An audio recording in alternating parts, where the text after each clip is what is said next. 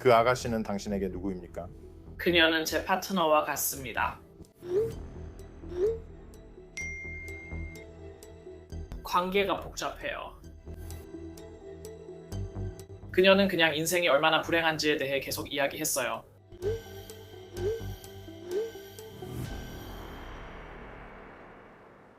이 도시는 밝고 아름답고 모토는 믿을 수 없을 만큼 진짜입니다. 뜨거운 태양과 시원한 물, 수마일의 4성급 리조트가 플로리다 올랜도를 완벽한 휴가지로 만듭니다. 쌀쌀한 12월에도 마찬가지예요. 지상에서 가장 행복한 곳에서 불과 2마일 떨어진 곳에 위치한 고급스러운 월도프 아스토리아 호텔은 올랜도에서 가장 평이 좋은 리조트 중 하나예요. 현지인들도 주말에 휴식이 필요하면 상징적인 로비 시계 앞에서 체크인해요. 크리스마스 한 달 전쯤 현실을 벗어난 짧은 휴식입니다. 2023년 26세 템파 출신 알라나 맥컬리스와 다시 만났다 헤어진 여자친구 메가 살루자는 그 생각을 하고 있었어요. 그러나 두 여성 중 한 명에게 14층 스위트룸 엘리베이터가 마지막 탈출 기회가 될 것입니다. 형벌은 사형입니다. 가족들을 여기서 데리고 나가세요. 왜 저죠? 제 변호사가 연락할 겁니다.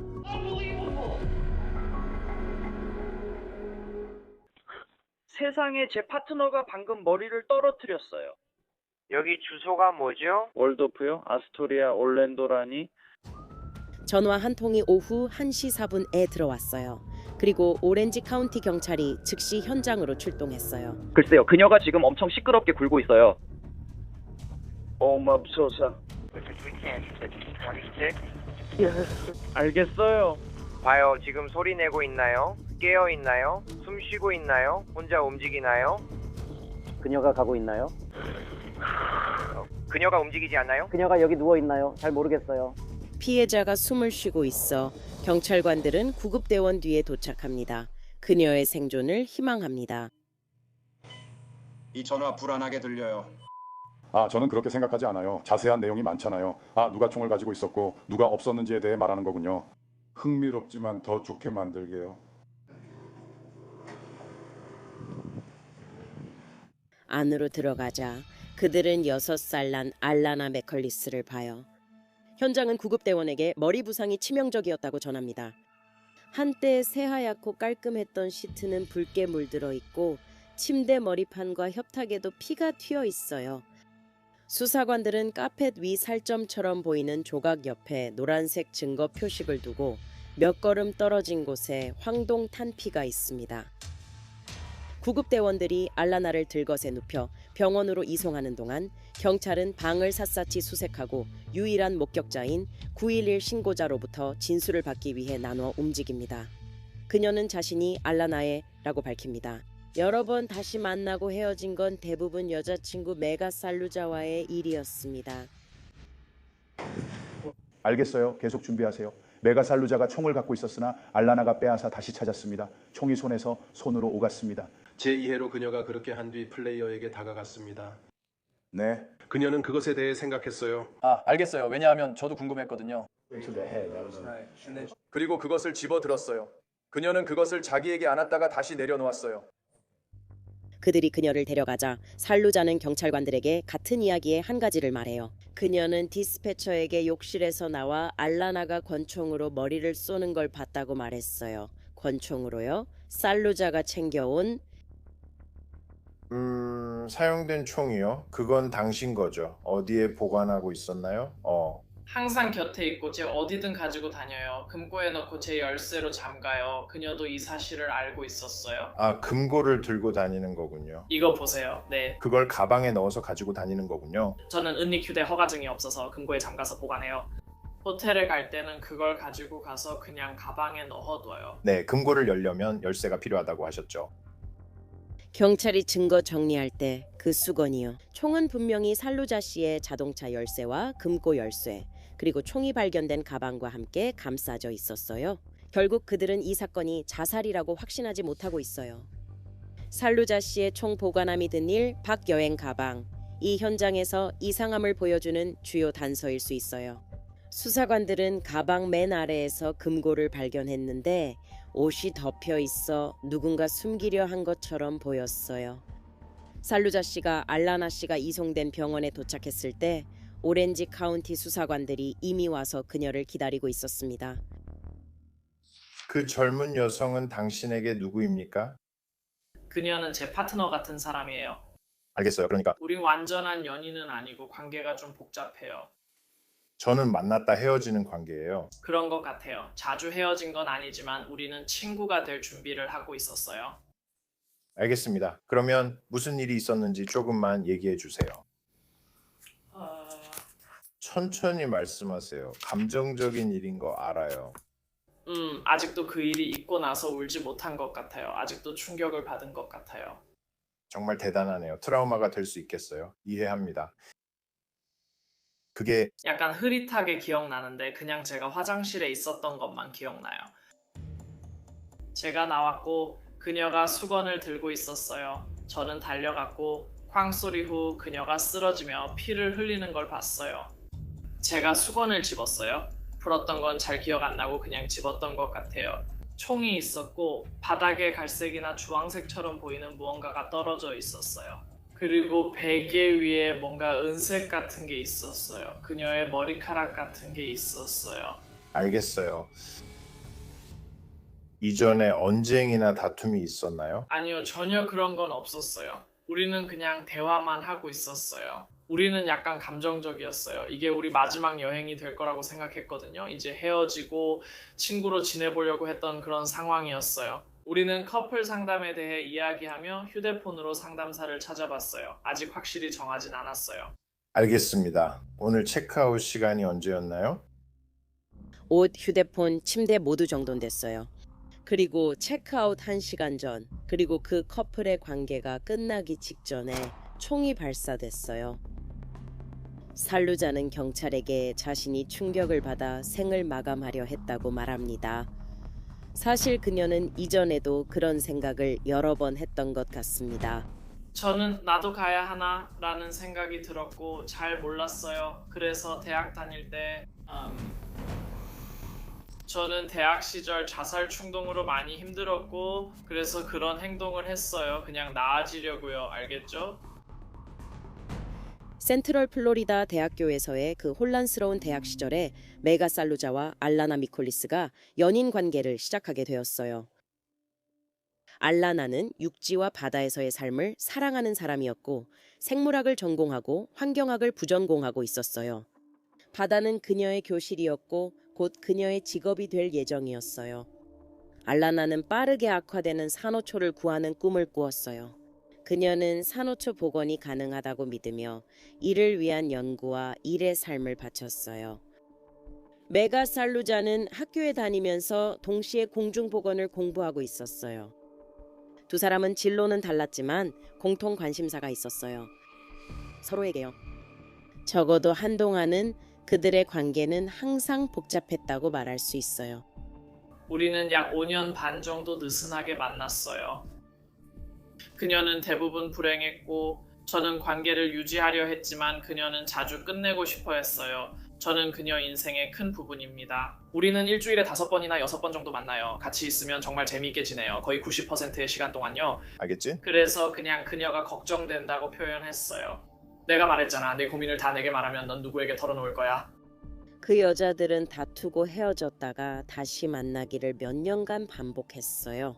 알라나는 자신이 가짜이고 불공평하다 여긴 그 관계를 그해 가을 끝낼 준비가 되어 있었어요. 알라나는 이번에 살루자와의 관계를 끝냈어요. 하지만 살루자는 알라나가 다른 사람과 가까워지려 하자 필사적으로 매달렸어요. 그러니까 제 생각에 많은 부분이 우리가 어렸을 때 제가 어떻게 행동했는지와 관련이 있었던 것 같아요. 그래서 지난 2-3년 동안은 계속해서 더 나아지려고 노력해왔어요. 알라나가 곁에 머물도록 설득하기 위해 살루자는 앞으로 몇 주 동안 알라나를 자신에게 묶어두는 계약을 만들겠다고 했어요. 하지만 그 계약에는 두 사람의 연애 관계를 끝내는 날짜도 포함되어 있었죠. 알라나는 망설였어요. 총격 사건이 일어나기 한 달 전 살루자의 메시지들은 매우 강렬했고 집착에 가까울 정도였어요. 살루자는 알란에게 문자를 보내며 다른 사람과 데이트하지 말라고 애원했어요.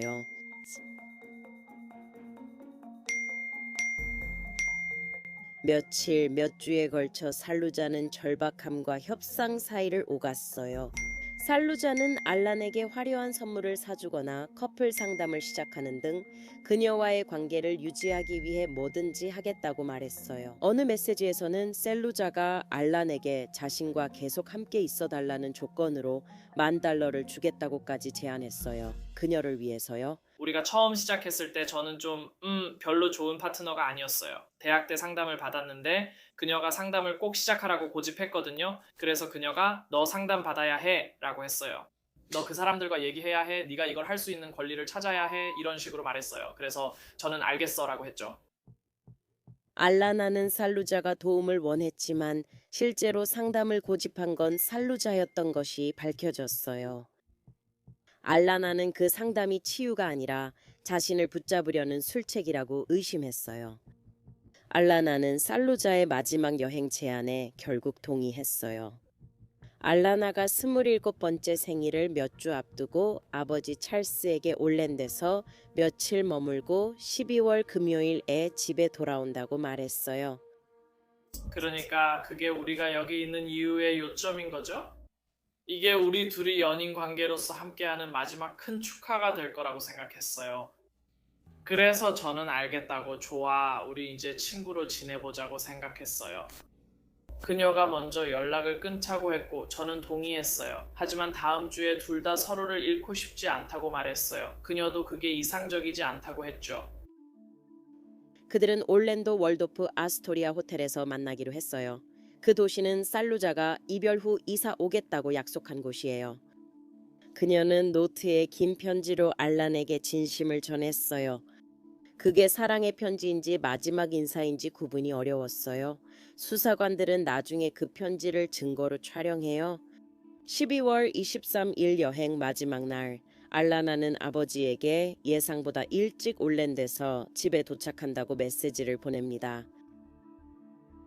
체크아웃 시간이 몇 시였지? 이 호텔은 몇 시인지 모르겠네. 보통 11시 아닌가? 응, 1시에 체크아웃 했어. 진짜 안내받았어. 그녀는 이미 짐을 다 챙겼고 나는 아직 챙길 게 남아있었고 가방도 엉망이었어. 그리고 나는 그냥 미리 짐을 싸고 지퍼를 닫았어야 했는데 끝냈어야 했는데 그녀도 지퍼를 열 수 있었겠지만 뭐 어쨌든 그리고 그 후에 우리는 정말 감정적으로 변했고 서로를 바라보면서 정말 사랑해라고 말했어. 이런 일들이 다 일어나서 정말 미안하다고 했어. 우린 계속 사랑해라고 말하며 울었어.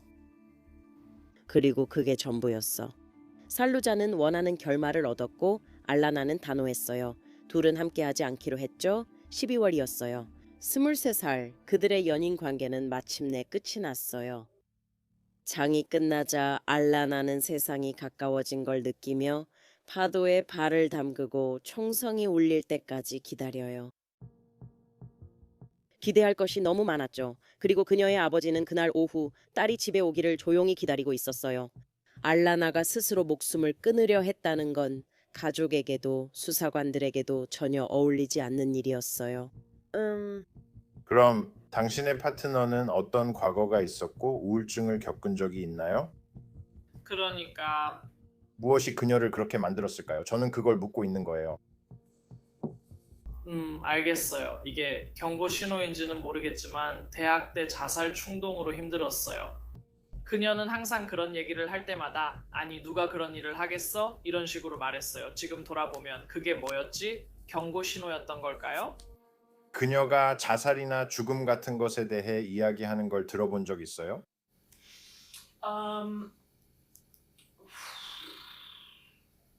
대학생 때 그녀는 죽음을 매우 두려워했어요.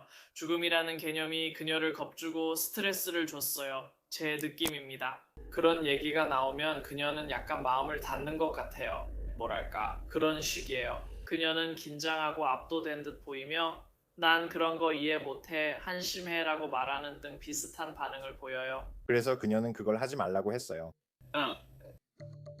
살루자는 수년 동안 자살 충동으로 힘들어했다고 인정했지만 알라나는 아무리 힘든 시기에도 스스로 생을 마감하는 것은 결코 선택지에 없었어요.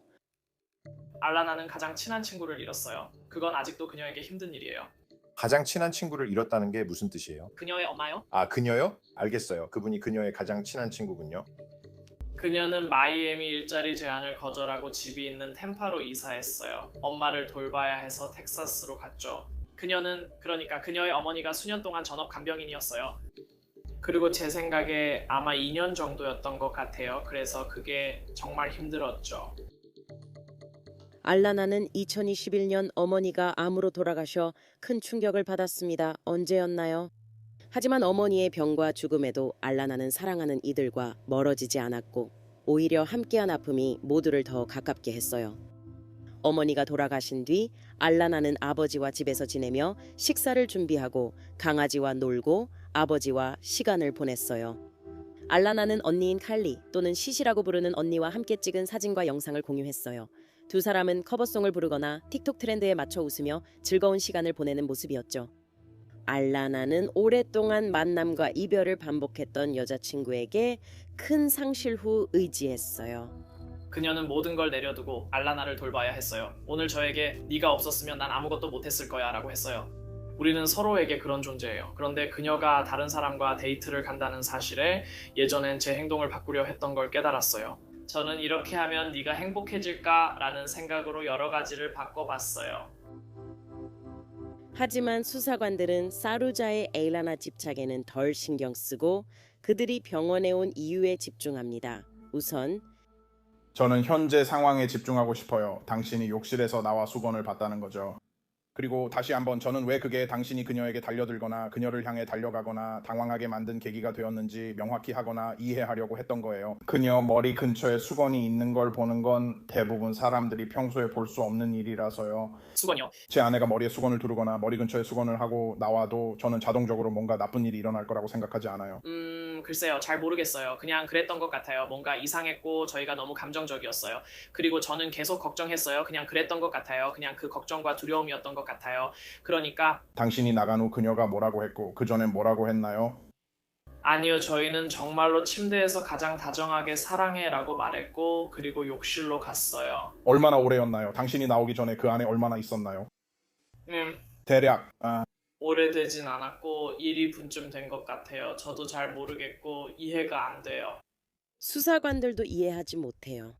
2분은 알라나가 열쇠를 찾기엔 충분하지 않은 시간 같아요.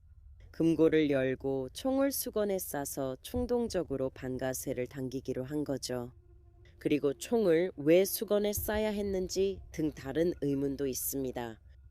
당신 말씀은 그녀가 총을 수건에 싸서 들고 있었던 건가요? 아니면 각각 따로 들고 있었던 건가요? 확인하고 싶어서요. 제 생각엔 수건에 구멍이 뚫려 있는 걸 본 것 같아요. 그러니까 정확히는 모르겠고 반쯤 또는 구멍이 감싸져 있었는지도 잘 몰라요. 총을 집을 때 수건을 사용했나요? 정확히 어떻게 했는지 생각해보고 있어요. 괜찮아요. 천천히 하세요. 제가 말했죠. 상황을 이해합니다. 지금은 수사관들이 혐의를 제기하지 않고 있어요. 하지만 그 수건은 이상해요. 수건에는 2개의 구멍이 있어서 경찰들은 그것이 총에 2번 감겼다고 생각하게 되었어요. 그 수건은 총을 숨기거나 소리를 줄이거나 아니면 지문이나 총격 잔여물 분석을 막기 위해 사용됐을 수도 있어요. 하지만 다시 생각하면 그 이론은 자살엔 별로 맞지 않아요. 또 다른 의심스러운 증거는 범죄 현장이 아니라 수사관 도착 후 살루자 씨의 이상한 행동에서 드러납니다. 데비 씨들은 없어서 얘기 못했어요. 그분들이 당신이 처음 왔을 때 휴대폰으로 뭔가 검색했다고 전했다던데 혹시 뭘 검색했는지 기억나세요? 저희는 부부 상담을 찾아보고 있었어요. 아니에요. 보안관들이 여기 왔을 때, 그러니까 실제로 도착했을 때, 그리고 이 모든 상황이 준비되어 있었을 때요. 제가 여기 앉아있을 때 할로우 포인트 탄환을 검색했어요. 왜냐하면 그 남자에게 말했거든요. 저 확실히 할로우 포인트 탄환을 산 기억이 있다고요. 그래서 그게 뭔가 영향을 줄 수 있을까 해서 찾아봤어요. 근데 그건 제가 이 방에 있었을 때였어요. 알겠어요. 그리고 그걸 왜 찾아본 거예요? 저는 그에게 그게 뭔지 말하고 의미를 모르겠다고 했어요. 알겠어요. 왜냐하면 저는 정말 걱정이 돼서 그녀가 괜찮은지 괜찮지 않은지 계속 생각했거든요. 그래서 저는 그게 그녀에게 도움이 될지 뭘 해야 할지 고민하고 있었어요. 그때 알라나는 괜찮지 않았고 의사들이 응급처치로 생명을 구하고 있었어요. 경찰은 살루자에게 총알이나 그녀의 관계가 아닌 다른 질문을 했어요. 그들은 스위트에 대해 궁금해해요. 9, 14. 방에 침대가 하나뿐이란 걸 아니까 모든 방도 그렇다. 상상해보세요. 침대에 앉았을 때 누가 창문 가까이에 있었나요? 창문이요. 네.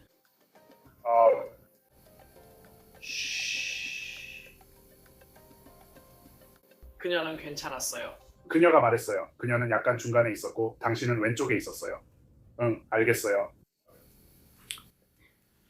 알겠어요. 그녀에게 언니가 있다고 하셨는데 혹시 그녀의 아버지나 다른 가족도 아세요? 그분들은 이 소식을 들으면 괜찮지 않을 거예요.